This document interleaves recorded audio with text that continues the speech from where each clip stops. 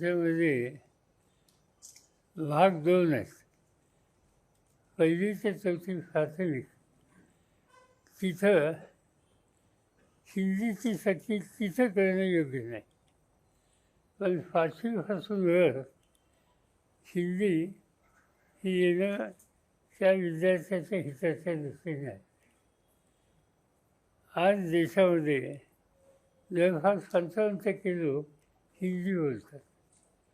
दुसरी भाषा अशी नाही आहे की जिथं 55% लोक बोलतात. मराठी असेल, कानडी असेल, मल्याळम असेल, बेंगॉली असेल, ह्या ठराविक एक लोकसंख्या याचा आधार घेते. आणि म्हणून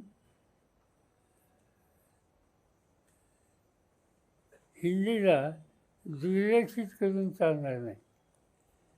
साधारणतः महाराष्ट्रामध्ये लोक हिंदीच्या विरोधी नाही आहेत, पण पहिली ते चौथी हा जो वयोगट आहे त्याच्या डोक्यावर एकदम नवीन भाषा आत्ताच जाणणं हे योग्य नाही.